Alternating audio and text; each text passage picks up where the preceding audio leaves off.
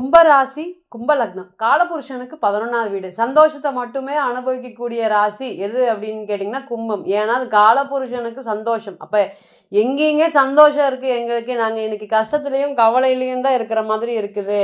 நாங்கள் எங்கே கெத்தாக இருக்கிறோம். எங்களை வச்சு பல பேர் தான் வந்து பார்த்திங்கன்னா பிழைப்பு நடத்திட்டு இருக்காங்க. ஆனால் நாங்கள் என்னைக்கு 10 வருஷத்துக்கு முன்னாடி எப்படி இருந்தோமோ அதே சூழ்நிலைகள் தான் இன்றைக்கும் இருக்கிறோம். கஷ்டப்பட்டுட்டு மனசில் கவலைகளோடு வாழ்ந்துட்டு இருக்கிறோம். கவலைகளோட வாழ்ந்தா பரவாயில்ல, தூங்கும் போதும் ஏதோ நினச்சிட்டு கவலைப்பட்டுட்டு எந்திரிக்கும் போதும் ஏதோ நினச்சி கவலைப்பட்டுட்டு இருக்கிற மாதிரி ஒரு சூழ்நிலைகள் இருக்கும்போது எல்லாருக்கும் பொருளாதார உதவிகள் செஞ்ச நாங்கள் எங்களுக்கு இன்னைக்கு யாருமே ஹெல்ப் பண்ணலைங்க. அது கணவன் மனைவியாக இருக்கட்டும். நான் வந்து பொருளாதாரத்தில் எவ்வளவு ஏதாவது என்னுடைய மனைவி சார்ந்த விஷயத்தில் இருக்கக்கூடிய பிரச்சனைகள் எல்லாத்தையும் சரி பண்ணியிருக்கேன். என்னுடைய மாமனார் மாமியாருக்கு பணம் கொடுத்துருக்கேன். என்னுடைய சம்சாரத்தோட தம்பிக்கு ஹெல்ப் பண்ணியிருக்கேன். இந்த மாதிரி யார் என்னன்னு தெரியாமையே பல ஹெல்ப் பண்ணிட்டு இருக்கக்கூடிய கும்பராசி மற்றும் கும்ப லக்னத்திற்கு இன்னைக்கு பொருளாதாரம் சார்ந்த விஷயத்தில் இருக்கக்கூடிய பாதிப்புகள் பல வருஷமாக என்னை வந்து பொருளாதாரத்தில் வந்து பிரச்சனைகள் தொடர்ந்து நடந்துகிட்டே இருக்கு.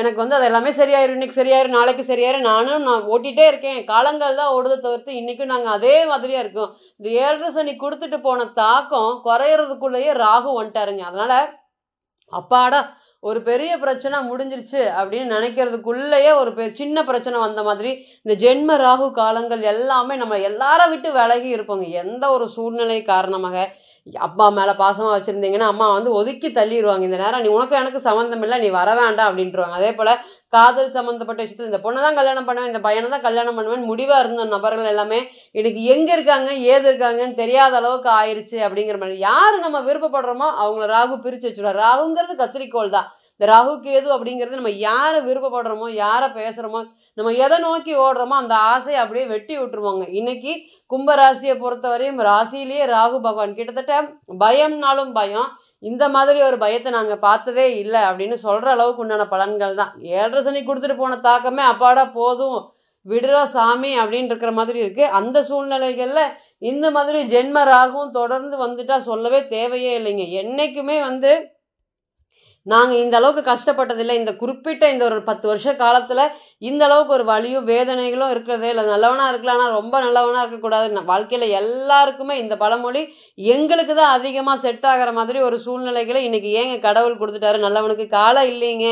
இங்கே ஃப்ராடு பித்தலாட்டம் பண்ணுறவன் ஏமாற்றம் பண்ணுறவனுக்கு தாங்க மதிப்பு மரியாதை கௌரவம். குடும்பம்னு ஓடி இன்றைக்கி நாங்கள் எதையுங்க நாங்கள் சாதித்தோம் அப்படின்னு பெரிய கவலைகளும் இருக்குது. இன்றைக்கெல்லாம் தொழில் சார்ந்த விஷயத்தில் வேலை செய்கிற இடத்துல 10 வருஷமாக வேலை செஞ்சிட்ருக்கேன், 15 வருஷமாக வேலை செஞ்சிட்ருக்கேன், அவங்கக்கிட்டேயே தான் இருக்கேன், அவங்களே என்னை வந்து பெரிய ஆள் ஆக்கி விட்றேன்னு சொல்லியிருக்காங்க அப்படின்னு நம்ப வச்சு இன்றைக்கி கடைசி நேரத்தில் இந்த ஜென்ம சனி முடிகிற காலத்தில் என்னென்னா நம்மளே அவங்கக்கிட்ட இருந்து சண்டை போட்டுட்டு வெளியே வர மாதிரி ஒரு சூழ்நிலைகள். யார் எதிரி யார் நண்பன்னு யாருக்குமே தெரியாத மாதிரி உங்கள் கூடையே இருந்து குழி பறித்தவர்கள் வந்து ரொம்ப பேருங்க. இன்றைக்கி நண்பனாக வந்து சிவனேன்னு நான் வேலைக்கு போயிட்டு இருந்தேன், எனக்கு எந்த பிரச்சனையும் இல்லை, இந்த தொழில் வா இது பண்ணலாம் வா அப்படின்னு கூட்டிட்டு வந்து விட்டுட்டு இன்றைக்கி நான் தொழிலும் பண்ண முடியாமல் வேலைக்கும் போக முடியாமல் நடுத்தருவில் நிற்கிறேங்க, கடனோடு நிற்கிறேன். அதுதான் வந்து பெரிய விஷயங்கள்.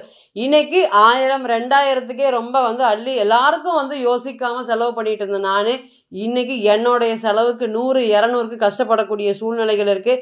இன்றைக்கெல்லாம் என்னுடைய மனைவி பேசுனாங்க, எதுக்குங்க உங்களுக்கு இந்த தேவையில்லாத வேலை வேணுமா உங்களுக்கு, இன்னுமே வந்து உங்களுக்கு எல்லாமே எவ்வளோ பட்டாலும் நீங்களாம் திருந்த மாட்டீங்க, எல்லாரும் வேணும்னு ஓடுனீங்களா, இன்றைக்கி உங்களுடைய சூழ்நிலைகள் பார்த்தீங்களா, யாருமே ஹெல்ப் பண்ண முடியாத ஒரு சூழ்நிலைகள் தான் இன்றைக்கி கும்பத்தை பொறுத்தவரையும். ராகு இருக்குது. ராகு வந்து பார்த்திங்கன்னா எதுவுமே நல்லது பண்ண மாட்டார். மருத்துவம் மெடிக்கல் அஸ்ட்ராலஜிக்கு மட்டும்தான் ராகு சப்போர்ட் பண்ணுவார் தவிர்த்து கோச்சார ராகு 3 ஜென்ம சனிக்கு ஈக்குவலான பலன்களை கொடுத்துருவார். ஜென்ம சனி கூட எனக்கு ஒன்றும் பிரச்சனை இல்லை, நான் கடந்துட்டேன்.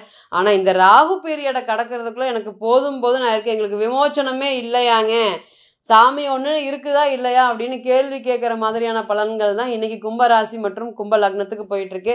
ராசியிலே ராகு இருக்கார். இந்த செப்டம்பர் மாத பலன்கள் எப்படி இருக்க போகுது, என்ன மாதிரியான பலன்களை நீங்கள் தாங்கிறதுக்கு காத்துட்ருக்கீங்க. சூரியன் பாருங்கள் ரொம்ப நாள் கழித்து 7ஆம் இடத்துக்கு வந்து ராசியை பார்க்குறாரு, புதனோடு சேர்ந்து பார்க்குறாரு. என்ன பலன்கள் கொடுக்க போகுது. 2ஆம் இடத்துல சனீஸ்வர பகவான் வக்ரமாக இருக்கார். ராசிக்கு யோகாதிபதினு சொல்லக்கூடிய குரு ராசிக்கு 5ஆம் இடத்துல இருக்கிறது ஒரு நல்ல ஒரு யோகமான பலன்கள். ராசிக்கு 6ல் சுக்கிரன், ராசிக்கு 7ல் சூரியன் மற்றும் புதன், ராசிக்கு அஷ்டமத்தில் செவ்வாய். சகோதரன் ஓடுனே இல்லை, இன்னைக்கு உனக்கு வேணும் அப்படின்னு மனைவிகள் எல்லாருமே பேசுகிற மாதிரியான ஒரு சூழ்நிலைகள் இருக்குங்க. நீ ஹஸ்பண்டாக இருக்கட்டும் ஒய்ஃபை பிடிச்சி கண்டபடி திட்டுறது, ஒய்ஃபாக இருக்கட்டும் ஹஸ்பண்டை பிடிச்சி கண்டபடி இவங்களுக்குலாம் இவ்வளோ செலவு பண்ணினீங்களா, இவ்வளோ பார்த்துக்கிட்டீங்களா, இவங்களாம் இன்றைக்கி நீங்கள் எங்கே வந்து பார்த்துருக்கீங்க, நீங்கள் எங்கே இருக்கீங்கன்னு அவங்களுக்கு எதாவது தெரியுமா, அந்த அளவுக்கு வந்து பார்த்திங்கன்னா இந்த அண்ணன் தம்பி அக்கா தங்கச்சி உறவுகள் எல்லாமே நீ யார் நான் யார் அப்படின்னு கேட்குற மாதிரியான பலன்களை தான் இன்னைக்கு செவ்வாய் வச்சிருக்காரு. அதே போல் இந்த ராசியை பொறுத்தவரையும் வந்து பார்த்திங்கன்னா அஷ்டமத்தில் செவ்வாய், அதே போல் 10ஆம் இடத்துல சந்திரன் வந்து நீசமாகி பிறக்குது. இந்த செப்டம்பர் மாதமே சந்திரன் நீசமாக இருக்குது தொழில் ஸ்தானத்தில். ஆரம்பம் முதல் நாளே தொழிலை நினச்சி வேலையை நினச்சி கவலைப்படுற மாதிரியான பலன்களை கொடுக்கறதுக்கு தான் பிறந்திருக்கு. இந்த சூழ்நிலையில் முதல் தர யோகம் அப்படிங்கிறது அப்பாவாக இருக்கட்டும் அண்ணன் தம்பியாக இருக்கட்டும் நிறைய பிரச்சனைகள் நடந்துருச்சு. நான் யார்கிட்டையுமே கை கட்டி நிற்க மாட்டேன். ஆனால் இன்றைக்கி என்னுடைய சூழ்நிலைகள் இவங்ககிட்ட கை கட்டி நின்று ஒரு பொருளாதார சப்போர்ட்டை எதிர்பார்க்குற மாதிரி ஒரு சூழ்நிலைகளை கொண்டு வந்து விட்டுருச்சு. இருந்தாலும் எனக்கு வழி தெரியல. ஏன் ராகு கிட்டத்தட்ட இன்னும் 1 வருஷத்துக்கு மேலே கடக்க வேண்டியதாக இருக்குது. அப்போ நீங்கள் என்ன முட்டி மோதினாலும் இன்னொருத்தர்கிட்ட வந்து பார்த்திங்கன்னா அடிப்பணிய வேண்டிய சூழ்நிலைகளை இந்த காலத்தில் கொடுக்கும். அப்போ இந்த ஜென்ம ராகு காலத்தில் நான் என்னுடைய சகோதரன் கூட சேர்ந்து தொழில் செய்யலாமா, அவங்க கூட சேர்ந்து வெற்றி அடைவேனா, ஆல்ரெடி அவங்க தொழிலை ரன் பண்ணிட்டு இருக்கிறாங்க, நான் இந்த தொழிலில் ஜீரோ ஆகிட்டனால திருப்பி அவங்க என்னை கூப்பிட்றாங்க, அங்கே போனால் எனக்கு தெரியுங்க நிறைய அவமானப்பட வேண்டியதாக இருக்குன்னு எனக்கு தெரியும், இருந்தாலும் இந்த கஷ்டமான காலத்தை நான் ஓட்டலான் இருக்கேன், நான் போகலாமா, போனதுனால எனக்கு ஒரு வளர்ச்சிகள் கிடைக்குமா, என்னுடைய அண்ணன் சார்ந்து தம்பி சார்ந்து நான் வாழ்வேனா அப்படின்னு கேட்கக்கூடிய நபருக்கு எஸ் நிச்சயமாக அவங்கனால ஒரு வாழ்க்கையில் ஒரு நல்ல முன்னேற்றங்கள் நடக்கக்கூடிய காலமாக இருக்கும். ஜென்ம ராகு ப்ளஸ் 7ஆம் அதிபதி 7லேயே ஆட்சி பெற்று ராசியை பார்க்குறாரு. அப்போ பொருளாதாரத்தில் நான் கடுமையாக பாதிப்பு அடைஞ்சிருக்கேன். கிட்டத்தட்ட கல்யாணம் ஆகி 5 வருஷம் 7 வருஷம் ஆயிடுச்சு. என்னுடைய மனைவி வேலைக்கு போகிறாங்கிறாங்க, என்னுடைய பொருளாதார சுமையை அவங்க எடுத்துக்கிறேங்கிறாங்க.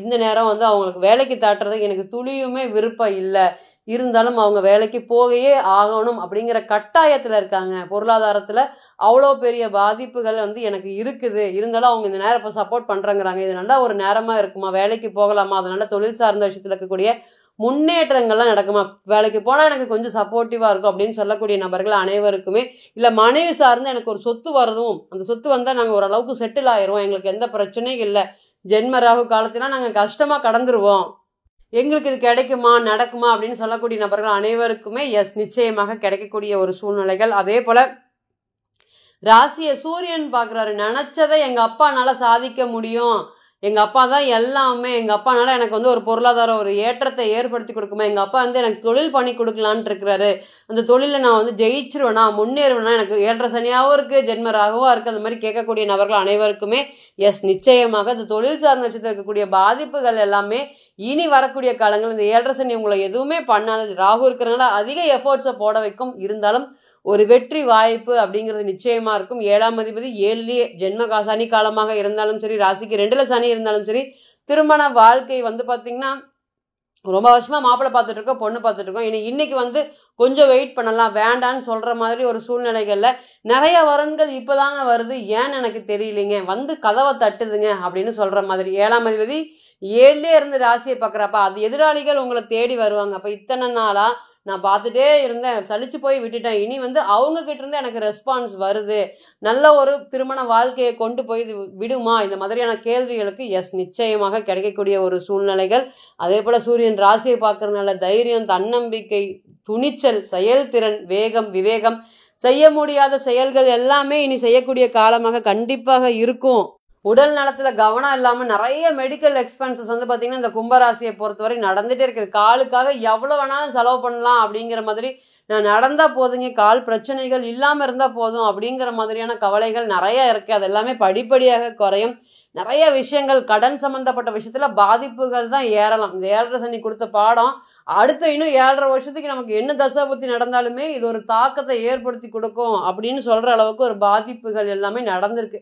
இனி கடன் சம்மந்தப்பட்ட விஷயத்தில் இருக்கக்கூடிய பிரச்சனைகள் எல்லாமே படிப்படியாக விலக போகுது. செவ்வாய் 8ல் இருக்கிறதுனால, கண்ணியில் இருக்கிறனால சொத்து சார்ந்த விஷயத்தில் இருக்கக்கூடிய பிரச்சனைகள், கடன் சம்மந்தப்பட்ட பாதிப்புகள், சொத்து சார்ந்து கோர்ட்டு கேஸு போயிட்டு இருக்கோம், அது எல்லாமே எங்களுக்கு தீர்ப்பாகுமா, எங்கள் பக்கத்தில் ஃபேவராக இருக்குமா அப்படின்னு கேட்கக்கூடிய நபர்களுக்கு எஸ் நிச்சயமாக இது ஒரு நல்ல ஒரு யோகமான கோச்சார காலமாக கண்டிப்பாக இருக்கும் அப்படிங்கிறதுல எந்த ஒரு மாற்றம் இல்லைங்க.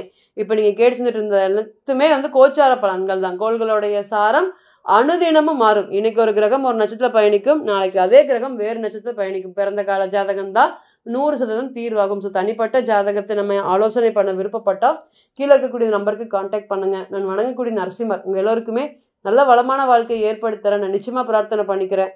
மீண்டும் ஒரு பதிவில் உங்களெல்லாம் சந்திக்கும் வரை உங்களிடமிருந்து விடை பெறுவது உங்கள் அஸ்ட்ரோ புவனேஸ்வரி. நன்றி, வணக்கம்.